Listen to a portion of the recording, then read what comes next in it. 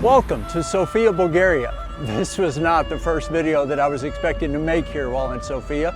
My idea changed this morning while I was out for my walk and I saw people preparing for a multitude of activities. This is my first weekend in Bulgaria and it's probably hotter now than it's going to be the rest of the time that I will be here, as today it's forecast to reach 94 degrees. There's a lot going on, both here in front of the Palace of Culture and on nearby Sofia Boulevard, plus a lot of other places that are close by.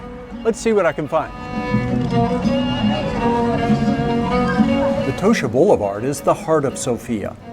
It's a pedestrian-only avenue lined with shops, places to eat, and places to drink.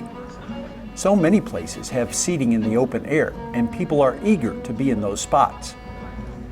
The pedestrian-only portion of the street runs between a quarter and a half mile.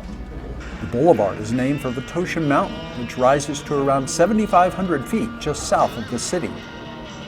The mountain is perfectly framed when looking straight down the boulevard. This street could be one of the better people-watching places I've ever been.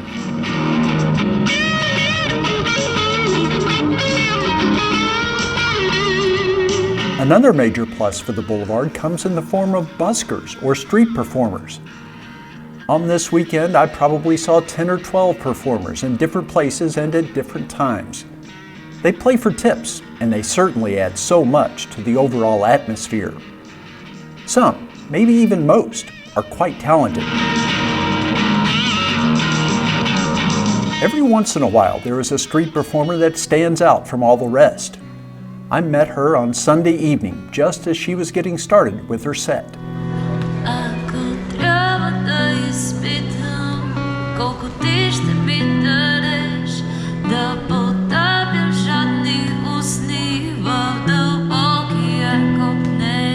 My name is Violina.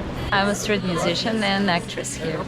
It's the best time of my day to spend some energy and some magic with the people. Violina performed a brand new original song.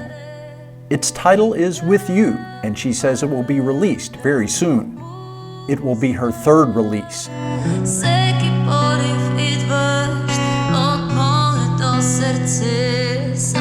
For some individuals, their big plans or dreams are already being held in their hands.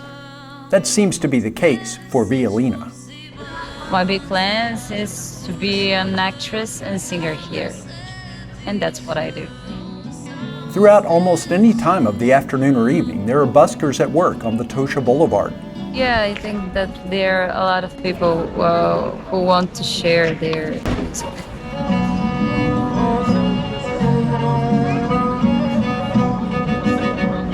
The performers sing or take up their instrument of choice. It's all about capturing the attention of people who are part of the passing crowd.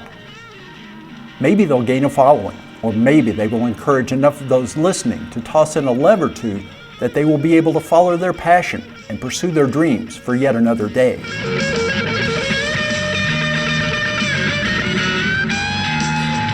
Sofia appears to be the type of city where anyone with musical talent can make a go of it. There are plenty of opportunities, apart from busking, where performers can make some noise.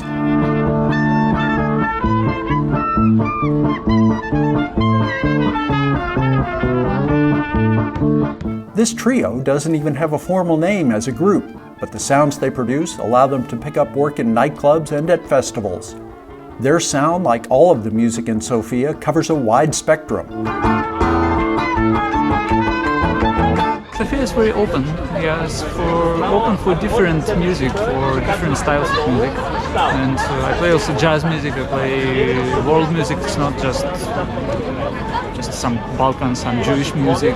The appetite for a wide range of musical styles might just be a reflection of where Sofia stands in terms of culture as a whole. Sofia is very friendly and very open. Music was the backdrop for my favorite find of the weekend. It was a beer festival with numerous breweries from the Sofia area gathered to offer what they make to the public. It was a crowd eager to try something new or support an older favorite. Sofia Electric Brewing has been on the scene for 3 years. All kinds of different beers that are not traditional, so we experiment all the time. Our beer is all over Europe, even in Asia, so it's been going well. Sofia Brewing is newer to the beer scene in Sofia. We are quite new brewery. We started last year mid-summer, so this is actually our first season, full season. We make sessionable beers, like a little bit lower alcohol. For now we have like 6-7 types of beers. Some of them are like one-time brew. All of the brewers appeared to be connecting with their audience.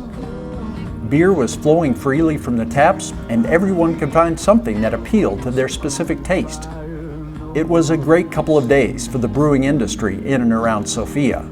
It's pretty important that this is the first festival that's being supported by all the local breweries. By coming together in such a way, members of the public can see the quality and variety that brewers have to offer. That benefits everyone. We are trying to educate the public to really good beer. And it's also Bulgarian made, right? Yeah, this is also important. The beer festival was part of an even larger attraction at this location. So today is Oktoberfest, and there's also a farmer's market. There were all sorts of vendors making this quite an event. The farmers market area did include growers. There were some amazing looking raspberries, for example. Plus, check out the wide array of peppers for sale here. Many different varieties and a dazzling display of colors. Many of those who had items for sale offered handmade goods or other items that they had produced.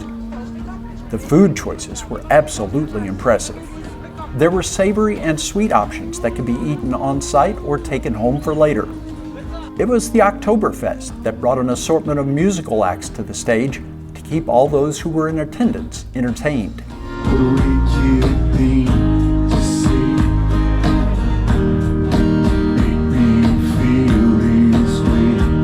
It all came together to create a vibrant atmosphere that extended all weekend long. I like it because it's like in Africa. The sound, the music, I really like it. Very good for me. Possibly the most impressive part of this scene was the long grill where all sorts of meats and vegetables were being prepared.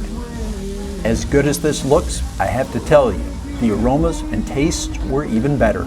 It looks good. It makes me remember our food in Africa. Then I want to test it to see if it's like in Africa or not. For hours each day, the grill was in use. The number of people stepping up to partake hardly wavered at all. You can look around, everyone here is happy. So if they're happy, we're happy as well. We're mainly here to serve the community, let's say.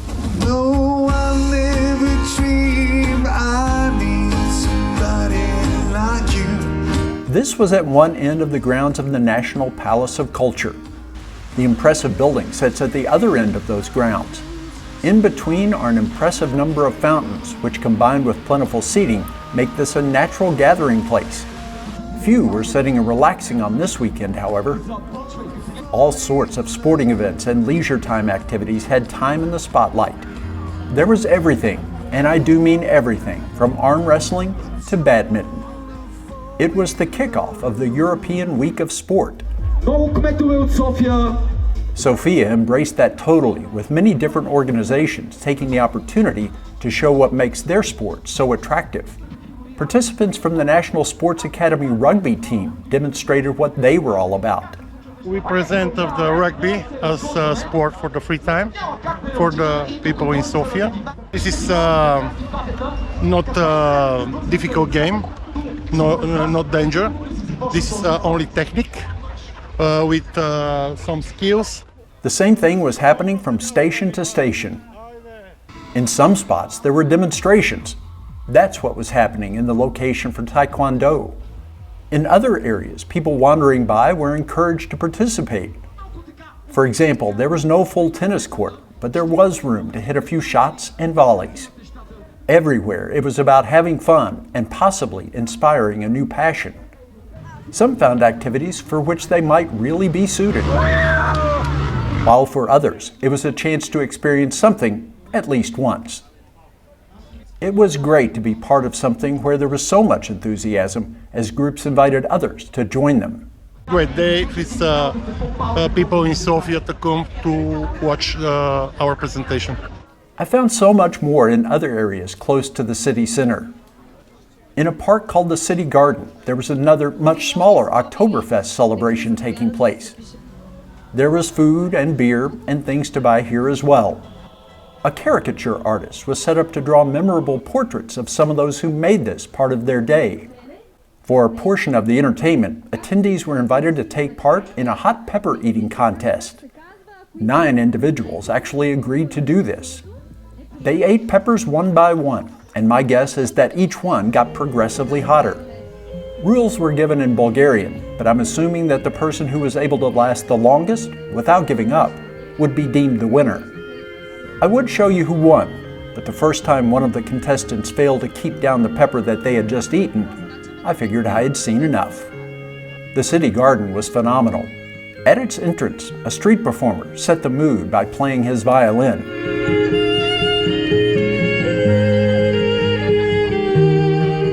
City Garden is adjacent to the Ivan Vasov National Theater. The location is gorgeous with the spectacular building and the fountain out front. I found that this is home for chess players, as someone will be here virtually every day to test themselves and their opponents. There was backgammon as well. City Garden contained an interesting art display. Covers of the Sofianer graced one spot. What's cool is that the Sofianer is a magazine that never existed. 28 Bulgarian artists took their best shot at creating an iconic cover for the imaginary publication. It was all done in the style of the New Yorker magazine. This same project has been undertaken by artists in cities all over the world. Not far away was this building. I don't know what it's called, but it had famous people and their inspirational sayings on its side. For example, the Dalai Lama, "Happiness is not something ready-made, it comes from your own actions." And Albert Einstein, "Strive not to be a success, but rather to be a value." I also popped by the Regional History Museum and its adjacent park. That's another big spot where people congregate. Several artists had their work for sale at the side of the park. I tried communicating with one who only spoke Bulgarian. His name was Jordan Vostinarov. Jordan Vostinarov. Jordan Vostinarov had paintings and jewelry that he had made. There was some really nice stuff. We spoke for a few minutes, and he was anxious to be heard. The most I was able to get through Google Translate while operating that and shooting the video as well was this: "It is important for the Ministry of Culture to pay more attention to these beautiful works of art." I cannot disagree with that. Finally, as I was heading away from the city center to get on the metro, there was one more experience. A group of people were dancing to music in St. Nidlaia Square. It was the perfect way to end a weekend, much less my first weekend in Sofia, my first weekend in Bulgaria.